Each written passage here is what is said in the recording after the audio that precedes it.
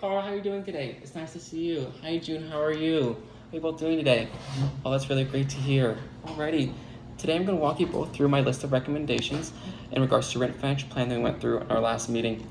I'd like to briefly touch on each of your financial objectives and then follow up with my subsequent recommendations and any other complexities related to those goals.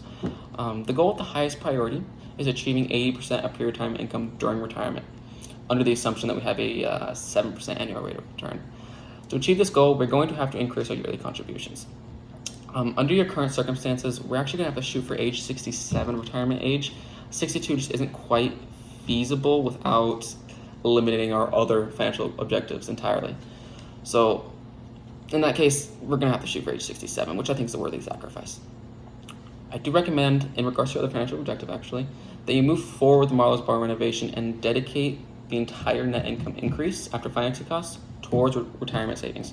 This can go into either boosting your contributions towards your retirement accounts or portfolios or your investment portfolio or both.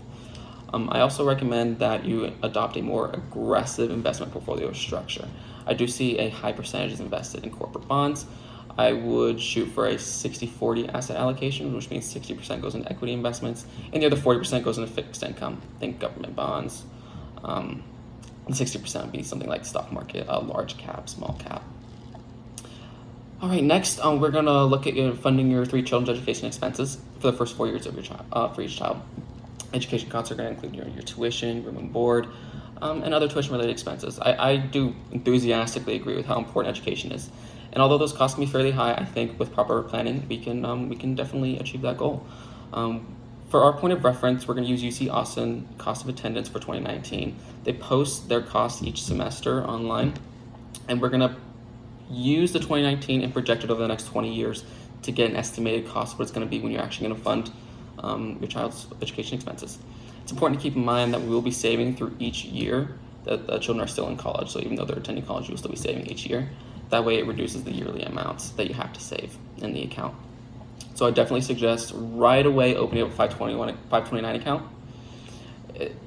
The tax benefits you get for education savings are better than any other account. It does seem counterintuitive to put money into this account because it does earn a lower rate of return, but it's for good reason. It's less risky than your current investment portfolio, which means right before education, you're not going to risk a 10 or 20% stock market drop. It's not going to hurt your 529 account as much as it'll hurt your investment portfolio. That's not to put down the investment portfolio, and that's not to make the 529 account seem superior. It's just different. We don't want to take as much risk with this account because, like we said, education is very important, and you don't want to risk not being able to fund it. So we're going to take a more conservative approach and definitely take advantage of those tax benefits. Distributions made from the account towards qualified education expenses are tax-free, so definitely take advantage of that. So another goal is for us to reduce income tax liability, and this is where I want to knock 2 birds out with 1 stone by reducing our tax liability by contributing towards retirement accounts. So depending on how Marlowe's is structured, be it a sole proprietorship, LLC, corporation, there are ways to get a tax deduction by contributing to employee retirement accounts. So if you have a 401k, say Kyle got a 401k under Marlowe's and Marlowe's contributed towards it, they might be able to get a tax deduction, reduce your taxable income, therefore reducing your tax liability, therefore increasing your actual net income in proportion to your contributions, because we're already going to be using our net income to contribute towards retirement savings anyway. So might as well take advantage of the tax deduction. I highly recommend that you refer to a tax professional who can actually analyze your tax returns and your businesses and provide a more in-depth analysis of your tax situation. I can definitely give you a number of a great tax professional in the area for you to give a call. In regards to your mortgage, I do see you want to be mortgage-free in retirement, which I totally understand. I can relate. Having a huge amount of debt going into retirement is not ideal. For your mortgage, I highly recommend a mortgage refinance. Your rates are considerably higher than today's current mortgage rates. So we're going to want to shop around, speak with different mortgage brokers. They're going to be able to show you different products that they offer, different rates. Go around to different banks, speak to all the representatives, get as much information as you can. I can only do so much, predicting what it could be. You're gonna have to go and speak with them and get some numbers, but you should be able to save tens of thousands of dollars over the next, 20 years of your mortgage. Lastly, I would like to touch on insurance products, specifically life, casualty, and long-term care. So currently there isn't any casualty insurance in your current financial situation, and that is a risk towards your entire financial plan. Say you're found liable for some disaster. Odds are low, but it could ruin the entire financial plan. And the cost of the casualty premium is fairly low. So it's definitely worth shopping for plans. I recommend you also increase your life insurance amount, because you're not going to be able to support, cover your debts, support your children's education expenses, GERDIes, payments. You're not going to be able to support all of them on your current life insurance amounts.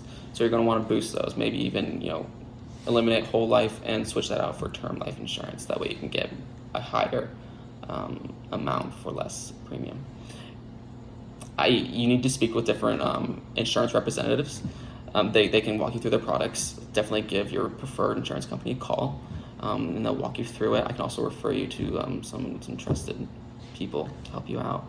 An alternative for some of these insurance products is to plan for those expenses, maybe increase your percentage of liquid assets.